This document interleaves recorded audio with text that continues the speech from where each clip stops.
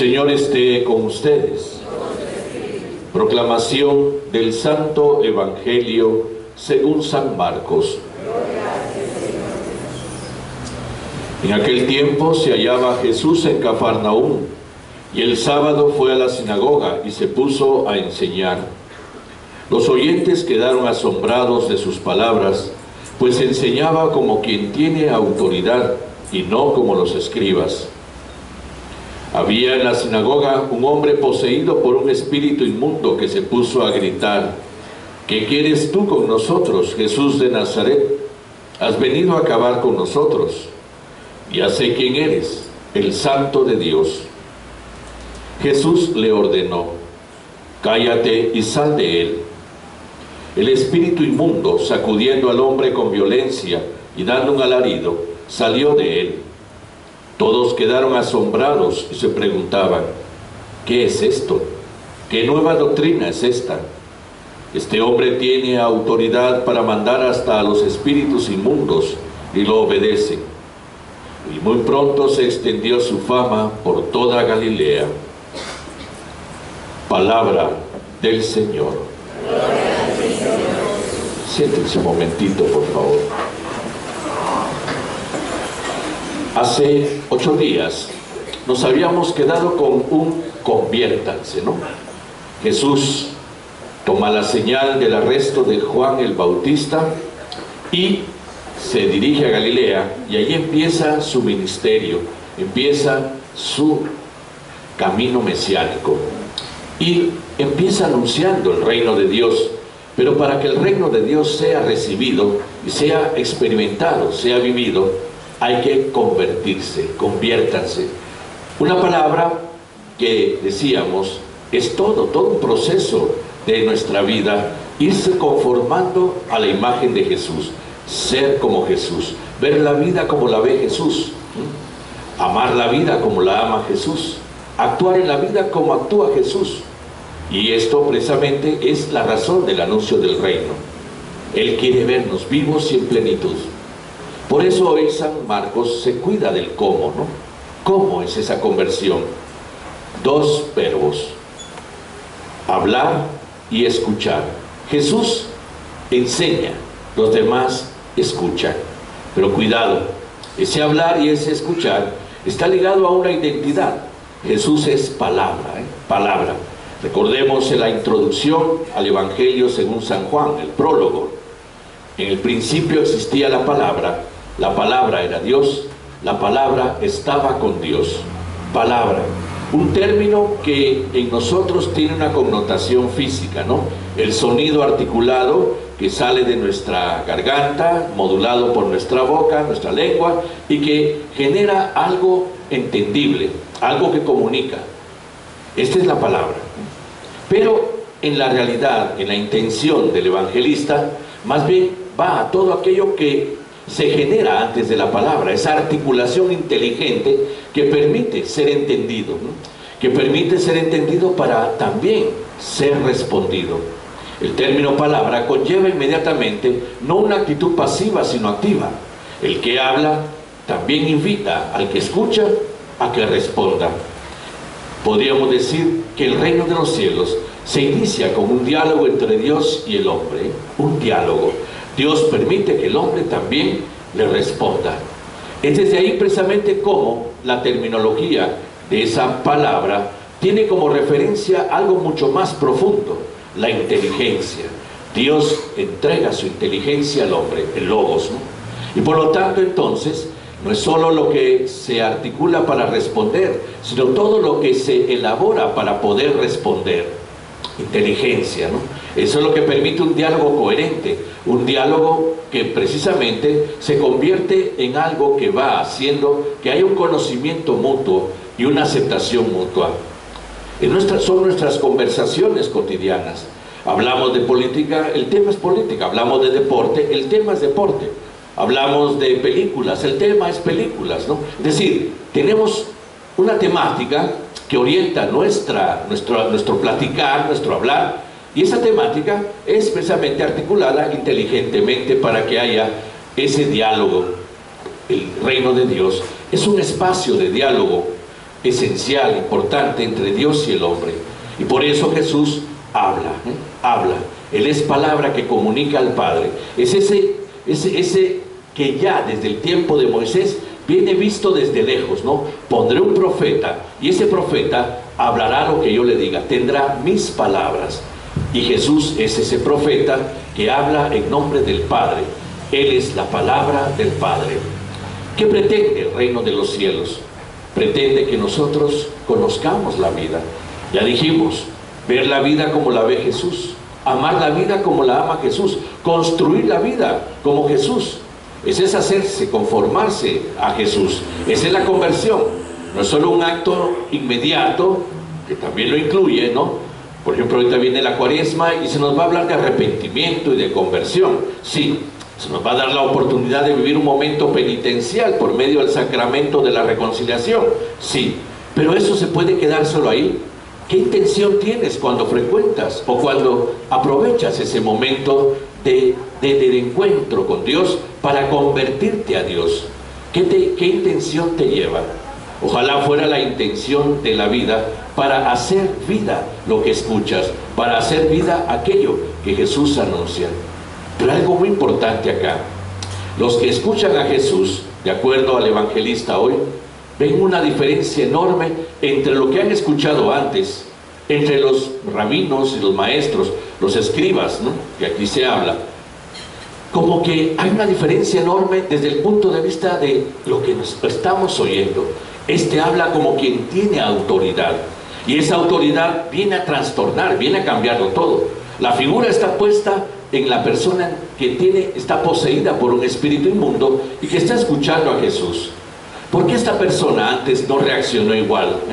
Porque esta persona antes estaba tranquila oyendo las enseñanzas de los escribas y ahora se siente provocada, amenazada y reclama, tú vienes a destruirnos, ¿no? Tú vienes a destruirnos, Jesús.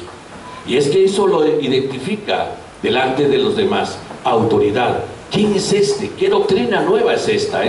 No es lo que hemos estado oyendo siempre, tal vez ligado a las normativas judías, al exacto cumplimiento de las devociones, al exacto cumplimiento de las normas religiosas. Tal vez escuchaban siempre precisamente todo eso, que al final llegó a no decirles nada en la vida. Este habla de forma distinta. Ya eso genera una visión completamente distinta de lo que Jesús anuncia y de lo que ellos están acostumbrados a oír. ¿Por qué este espíritu inmundo, de acuerdo al escrito de San Marcos, se siente provocado?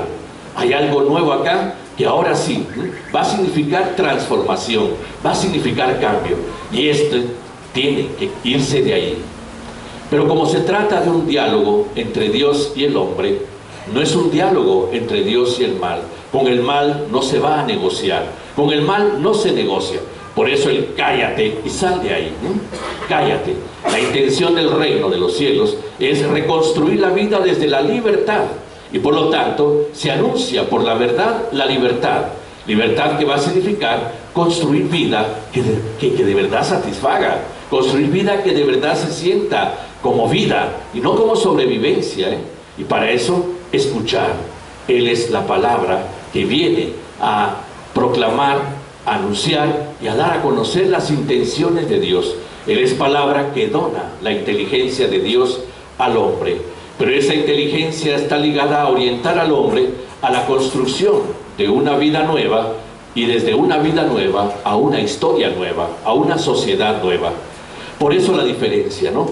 Y ahí precisamente algo que también es un riesgo en nuestro tiempo: seguir escuchando lo mismo, seguir escuchando lo mismo.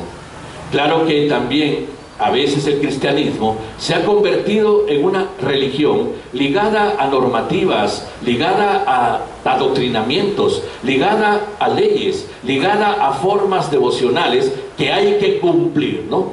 Y muchos pues explicarán así el cristianismo.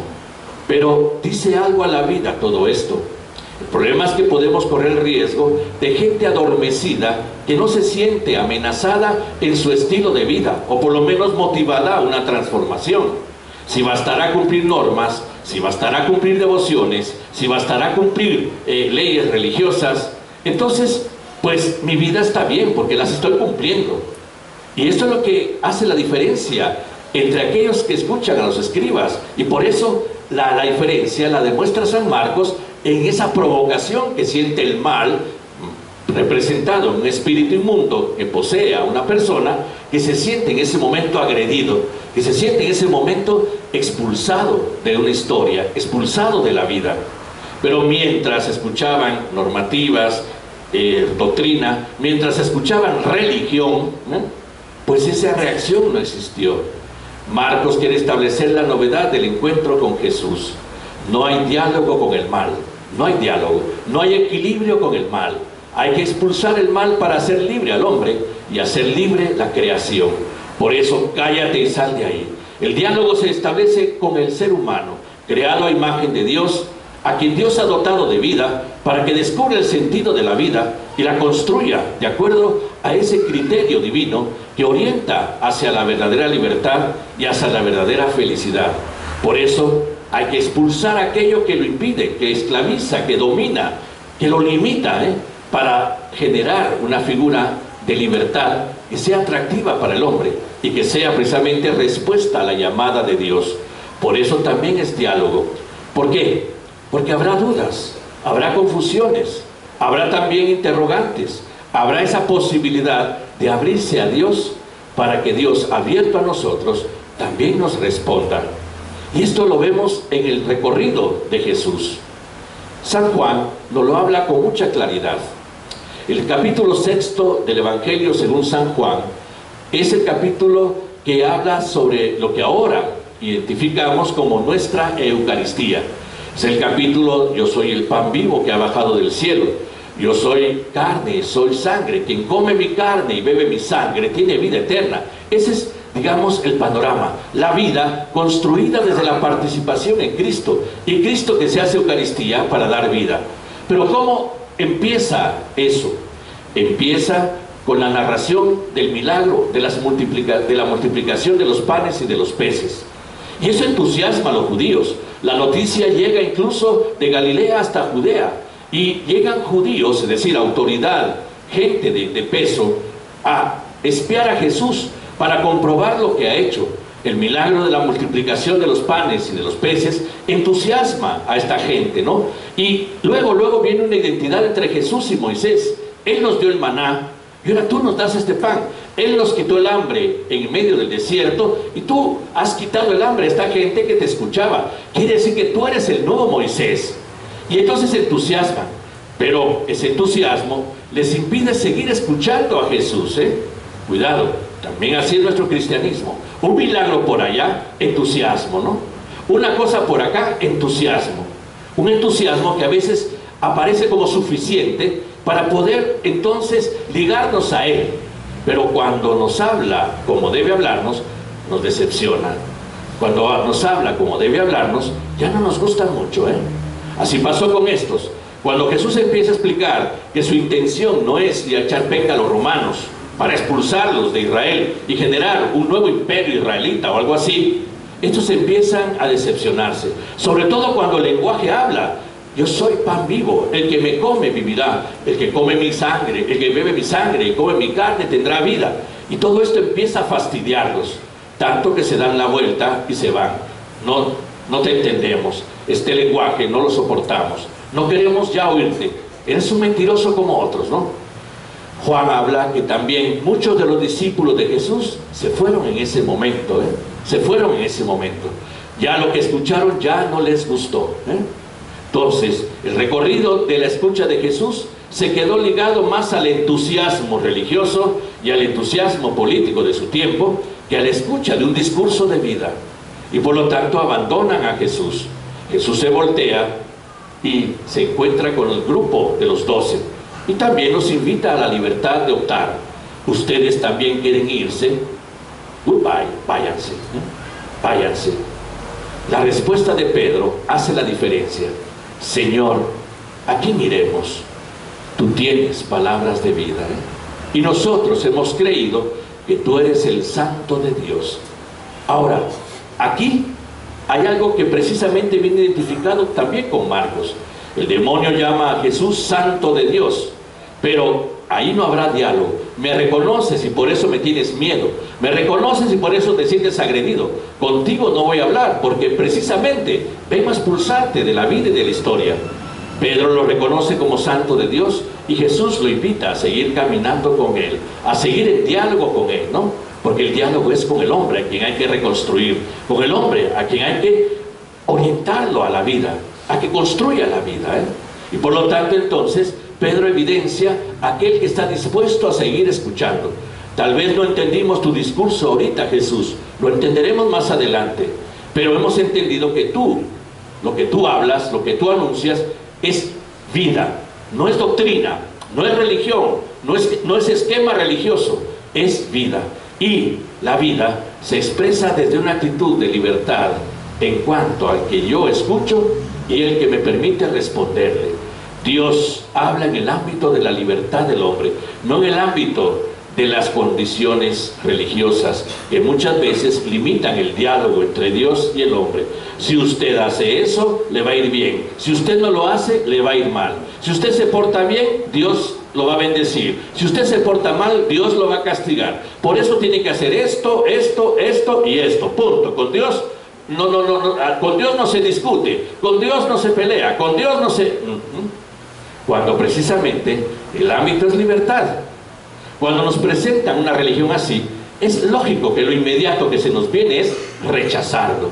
Y es justo rechazarlo, porque no es la intención de Dios en dejar al hombre en los límites de una actitud religiosa que al final no le va a decir nada y no le va a construir nada.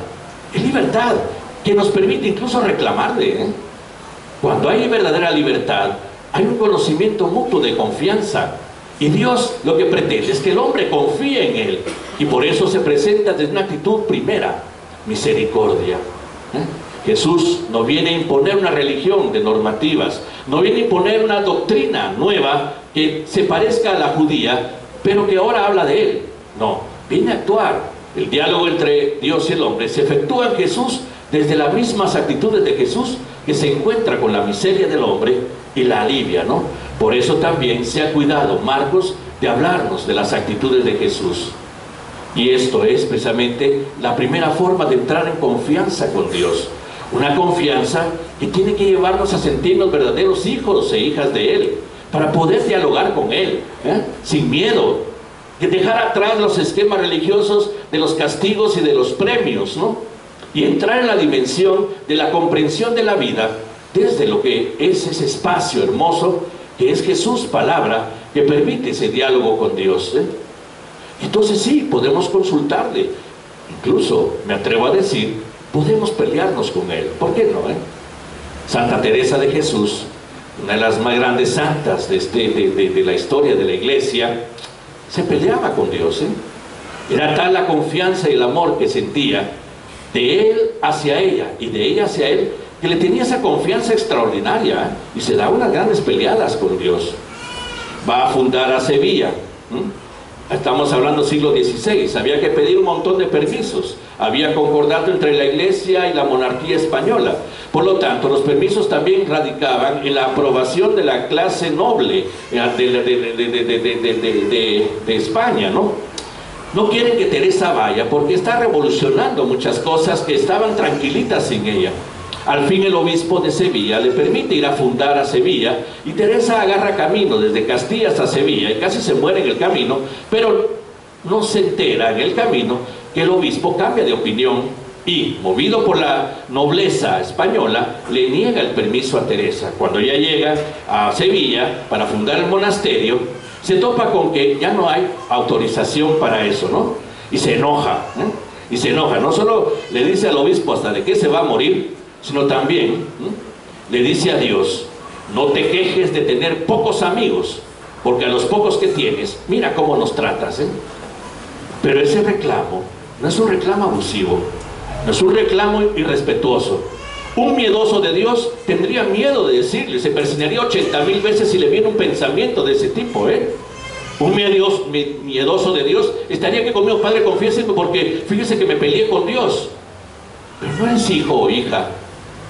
¿No es la pelea a veces también una forma de acrecentar la comprensión y abrirnos al diálogo? ¿No continúas tú sintiéndote amada o amado a pesar de eso? No ese es el ámbito del trato familiar que Dios quiere que tengamos con Él, y por eso es ese reino de los cielos el escenario. Teresa es Santa Teresa, El reclamo que le hace a Dios surge precisamente de una indignación humana que se interroga ante Dios sobre las cosas que está haciendo. Para Teresa las cosas las está haciendo bien. ¿Cómo es eso que ahora me pasa esto? Ese es diálogo, esa es confianza. La religión nos ha puesto delante de un Dios tan severo, tan castigador, pero a veces tan alcahueta, que nos castiga porque nos portamos mal, o que pensamos mal, o que le hablamos mal, y eso se llama escrúpulo religioso y es freno a la relación con Dios, o nos premia porque nos portamos bien, dimos el diezmo, dimos la limosnita, cumplimos con esto, con lo otro, y entonces mientras esté así tranquilito con Él y pagándole, comprándolo, estoy bien con Él, ¿no? Y por eso vienen estas formas, llamémoslas así, incorrectas de relación con Dios. El ámbito es el ámbito del diálogo, palabra. Si hay palabra y hay oyentes, es porque también habrá respuestas.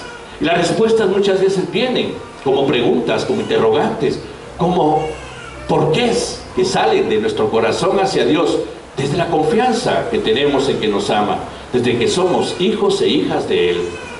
Y ahí precisamente lo que quiere dar a entender Marcos hoy: el que tiene autoridad, tiene autoridad. Y el ámbito en el que trabaja Jesús es el ámbito de la misericordia, del amor, para presentar esa nueva figura de Dios que los judíos a su tiempo ya no quisieron ver ni oír, ¿no? Mejor no, entiéndete tú, Moisés, no queremos oírlo más, nos da miedo, Ahí les voy a mandar a alguien, pues, para que no sientan miedo, ¿no? El ámbito de Jesús es mostrarnos a Dios como quien es. Dios es amor, es misericordia, y permite que el hombre, conociéndolo y amándolo, entre en una relación de libertad recíproca que lo haga comprenderlo y lo haga asimilar el camino de la vida. Vamos a confirmar nuestra fe.